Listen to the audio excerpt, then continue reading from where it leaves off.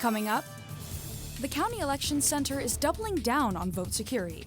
Plus, we'll show you how to see the spooky side of Flagstaff this holiday season. The news starts now.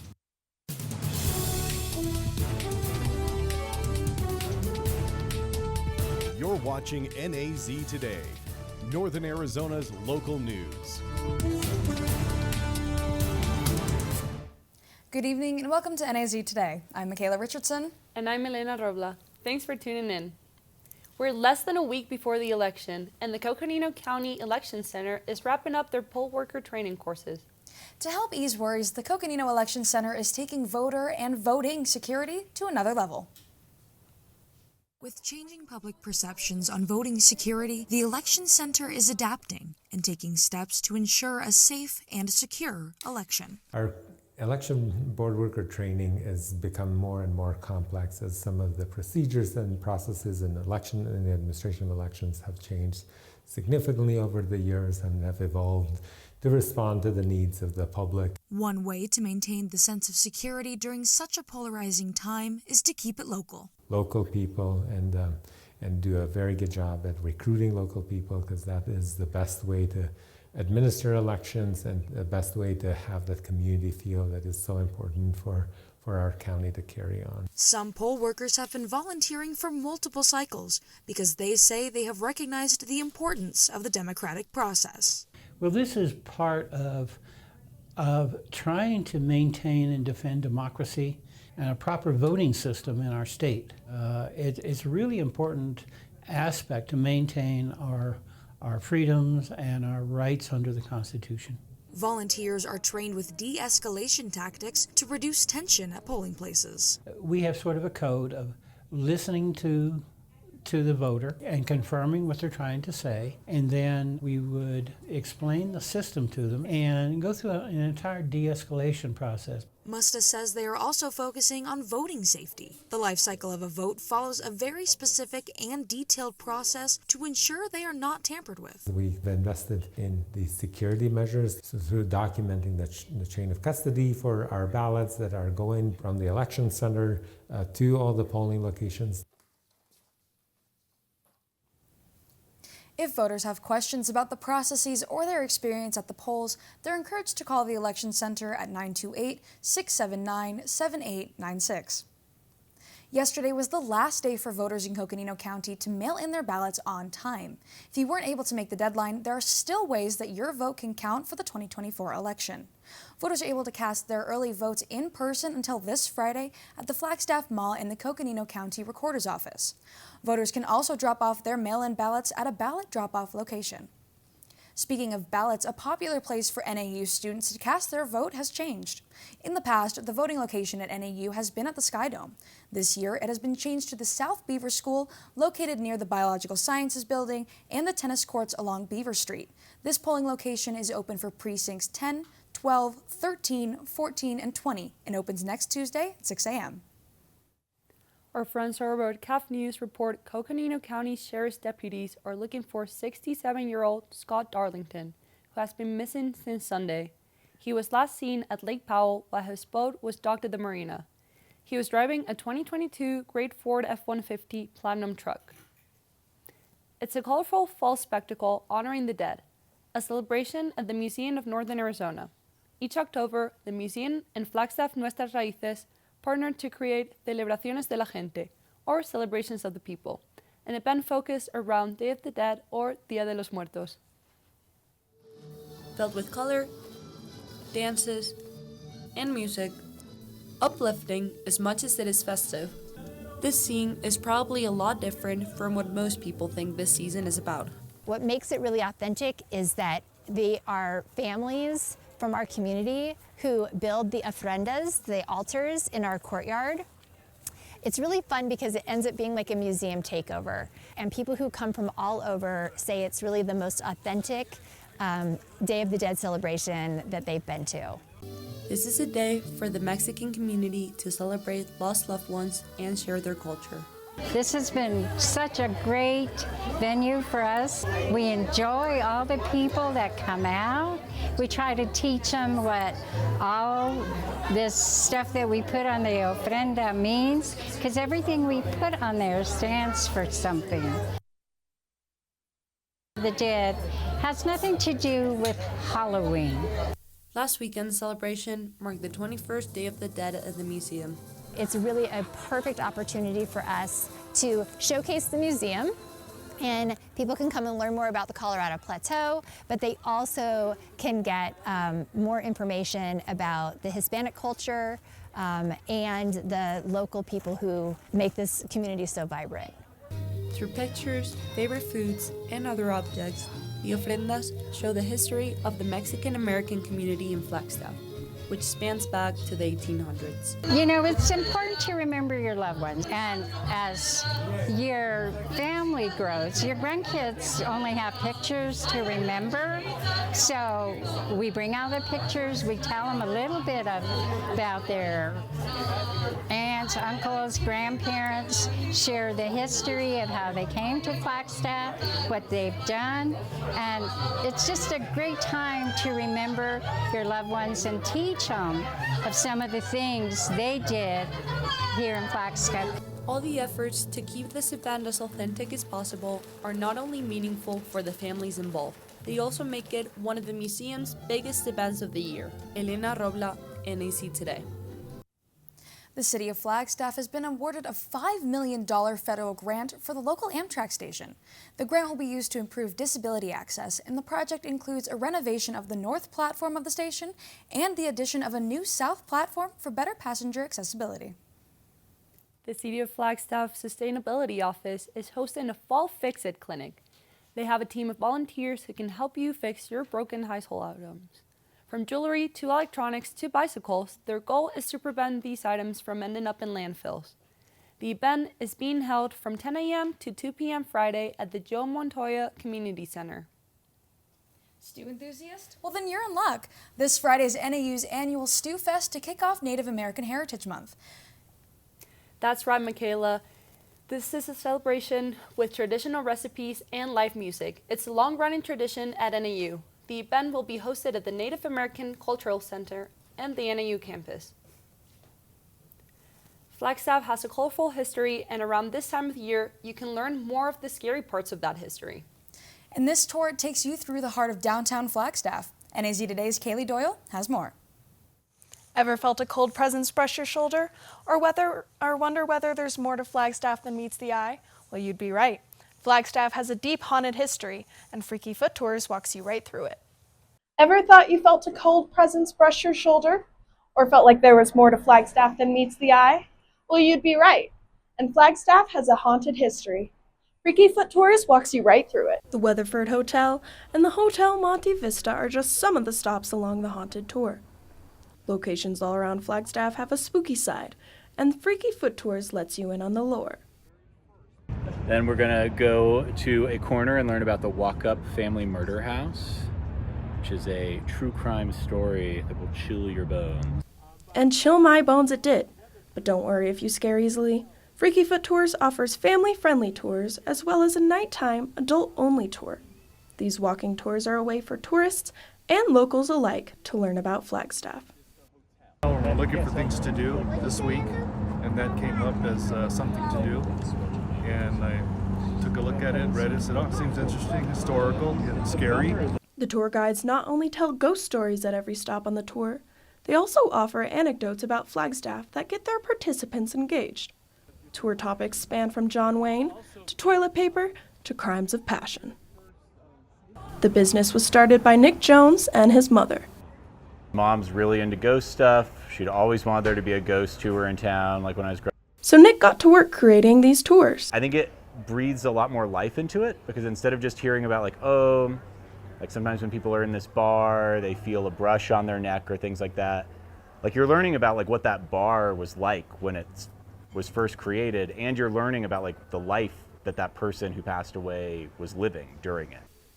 Regardless of whether you're a history buff, ghost hunter, or interested tourist, Freaky Foot Tours is a great activity for this time of year. Kaylee Doyle, NAZ Today.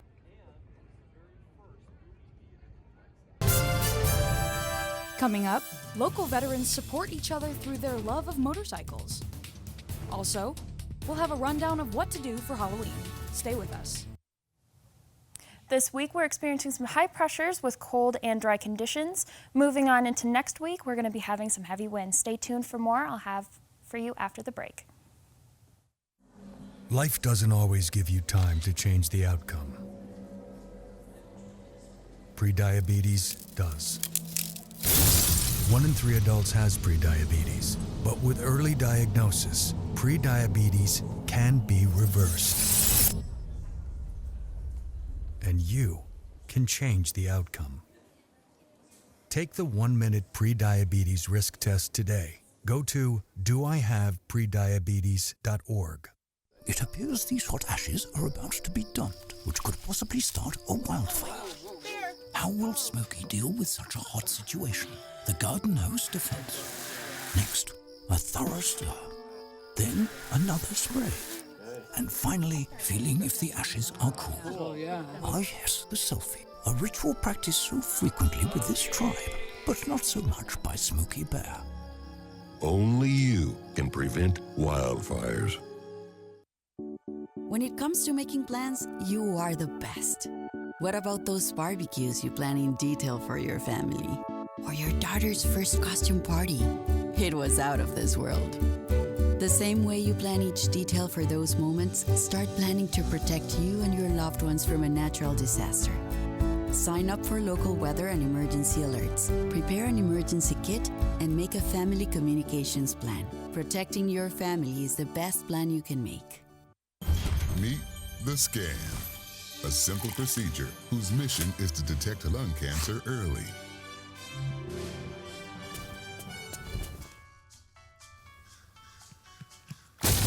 I'm here to save you.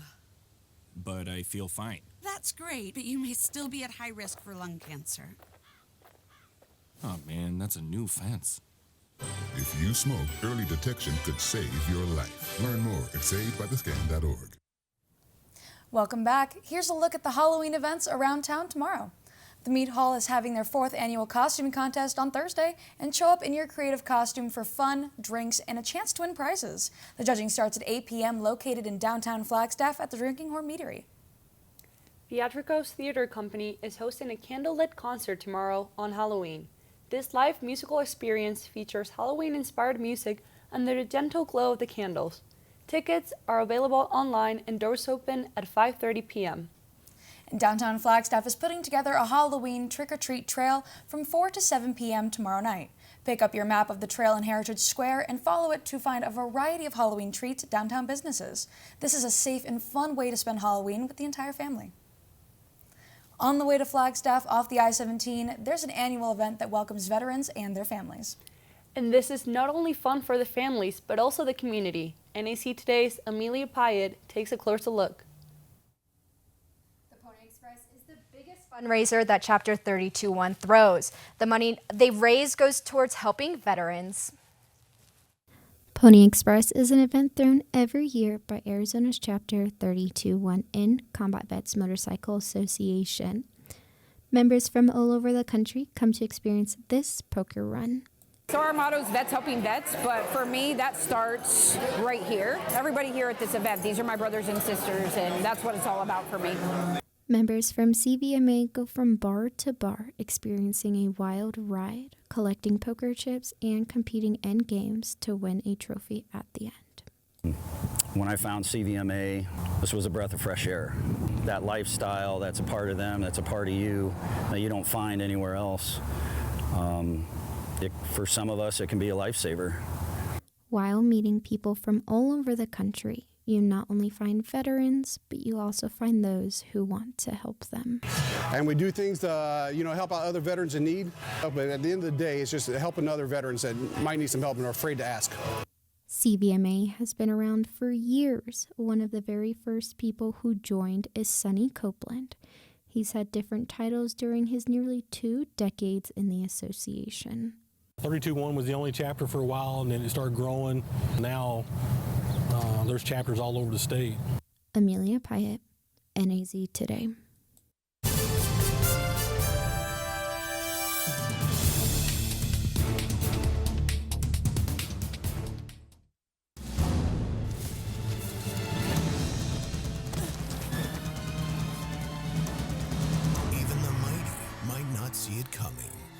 It's prediabetes, and it captures 1 in 3 adults. But you can escape. Take the 1-minute prediabetes risk test to know where you stand and prevent or delay type 2 diabetes. Be your own hero on smartphones everywhere at doihaveprediabetes.org.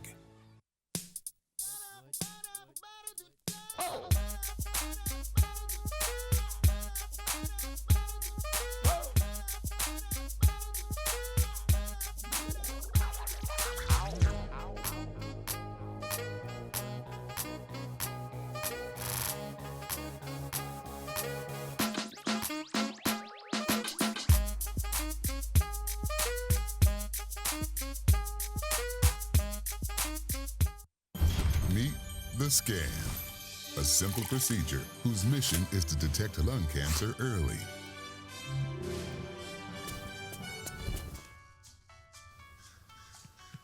I'm here to save you. But I feel fine. That's great, but you may still be at high risk for lung cancer. Oh man, that's a new fence. If you smoke, early detection could save your life. Learn more at savedbythescan.org.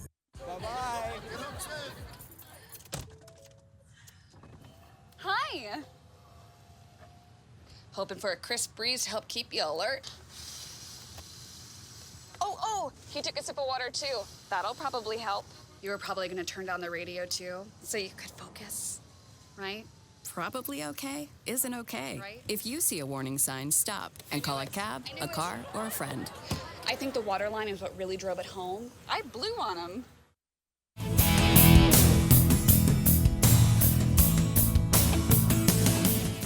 Welcome back to NAZ Today. My name is Marlene Istitz, and I will be your student weather forecaster for today. So today's temperatures is going to be a high of 56 with winds at 8 miles per hour. It feels way more powerful when you're in it.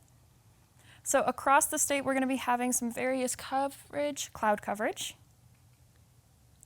Our daily almanac for today, as I said earlier, that high of 46, that low of 21, and the average is going to be 48 with a low of 31. High temperatures for today across the state of Arizona. Kingman with a high of 57, Sedona with a high of 57 as well, and Hopi with a high of 46. Going on into night, looks like we're going to have our temperatures drop even more. It's going to be a chilly 21, but luckily our clouds are decreasing in coverage, and it looks like that sunset is going to be happening at 5:34 p.m. Going on into tomorrow, we're going to have a rising sun at 6:48 with clear skies and that high of 57 degrees. Across the state for forecast temperatures, we're going to be having some various. So for Prescott, we're going to be having a low of 32, a high of 52. For Page, we're going to be having a low of 36 and a high of 53. And for Lake Havasu, a high of 52 and a low of 52 and a high of 69. Through the week, we're going to be having some various different temperatures. For Thursday, as I said, we're going to be having 57 as our high, low for 24, but still have those clear skies. Friday, a high of 57, a low of 27. Moving on to Saturday and Sunday, looks like the weather is not going to be so nice to us. So we're going to be having a 50% of not only rain, but also snow. But that high forecast is going to be 53 with a low of 30. Sunday, we're going to have a 70% chance of rain and snow, but that high of temperature is going to be 43 and a low of 22. Monday, however, we're only going to be having a 50% chance of snow, thankfully. The cloud gods are like, okay, you've been through enough, just snow for you. So the high of 43 and a low of 30. That's all I have for you. Make sure to stay tuned for sports with Adriana Sparks.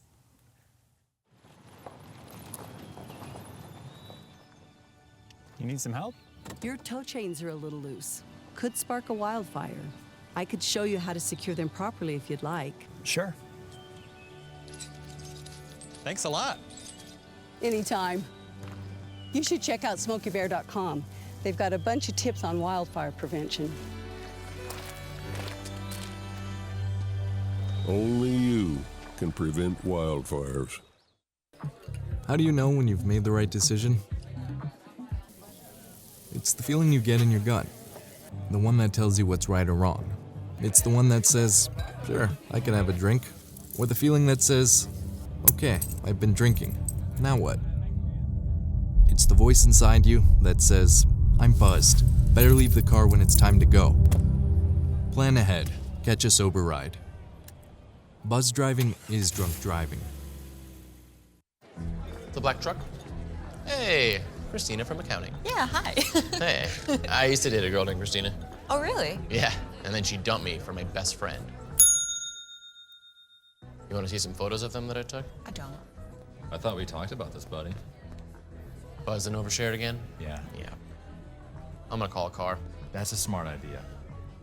So yeah, I know, that's why I did it. Hey, you're gonna get back to the top of the mountain. Does that mean I'm gonna get back with Christina? No. Oh. No. Live with a human for a while and you get to know a few things. Like, I know she's actually not a morning person. I know she does strange tricks for no treats. I know that water makes her howl like crazy. I even know how the floor stays so clean. She's quick. But the one thing I will never for the life of me know is how she gets so tiny and inside that box. Natalie, how do you get so tiny?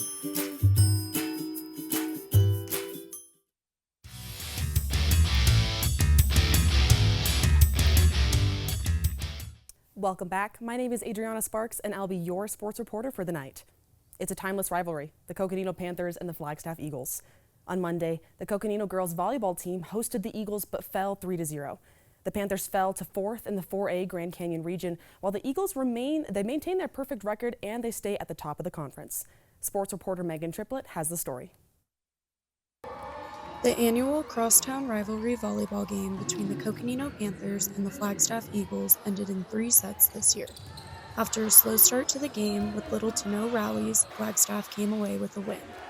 Flagstaff senior setter Macy Mosang shares how it feels to play a rivalry game like this.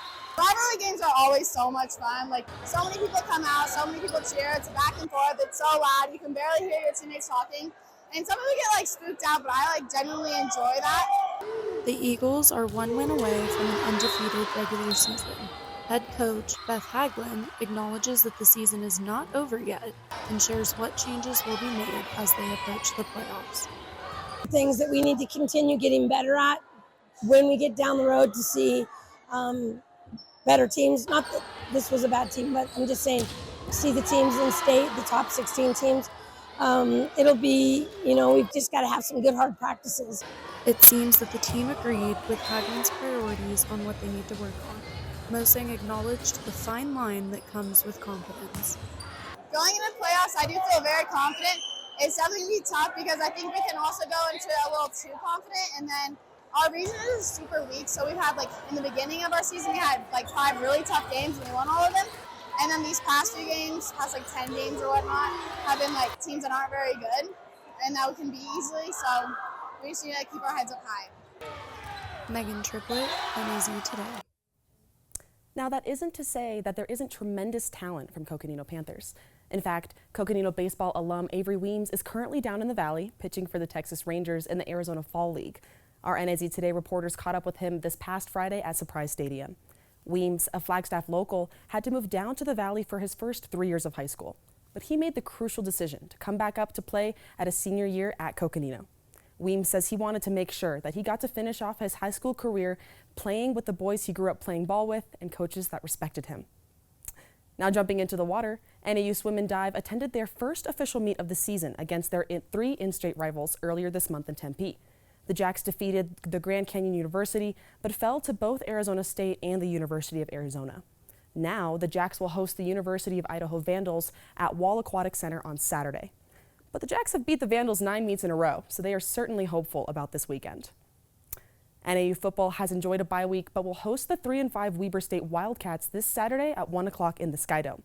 Now, the Jacks are currently undefeated at home and 2-2 in the Big Sky, but a win on Saturday will move them to the upper half of those conference standings.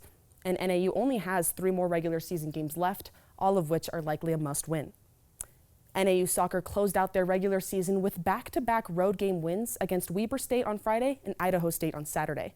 Now, these 2 Big Sky wins were crucial to securing a spot in the Big Sky tournament. The Jacks will travel to Montana next week to take on the Sacramento State Hornets in the first round match. And finally, NPA girls soccer is playing their 2A state semifinal match at Coconino High School tomorrow night at 7 p.m. against St. John's. Now, the Spartans have won their last 11 games, including 2 wins against St. John's. And with this win, NPA would advance to the state championship and play in the round 1 match in Phoenix on Saturday. Now, that's all the sports I have for you tonight. Stay tuned for your weather recap with Marlena Stitz after the break.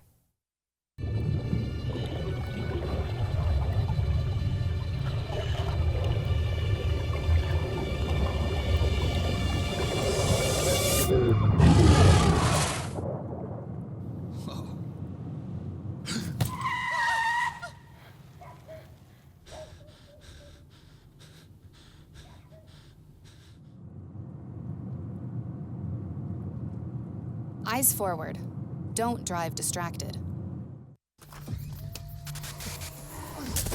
Multiple studies have shown that marijuana can slow both driver reaction and response time, which can be really dangerous.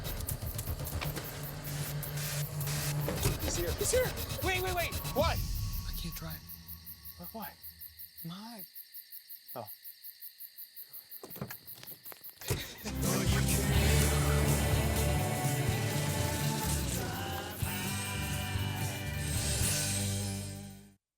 I'm Rudy Tempesta. I'm 92 years old. I fought in World War II. Then I came home, worked for the post office for 70 years. I've been getting Meals on Wheels, and I enjoy it. The most important thing about Meals on Wheels is you meet the people, which to me is fantastic. You need people to keep your brain moving. That's what life is about. It's love and having a conversation with people. Hey, can you chop the pineapple? Chop the pineapple.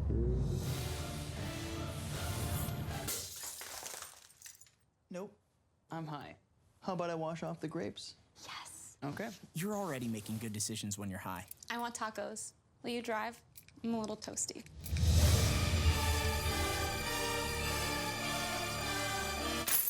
Nope, I'm high.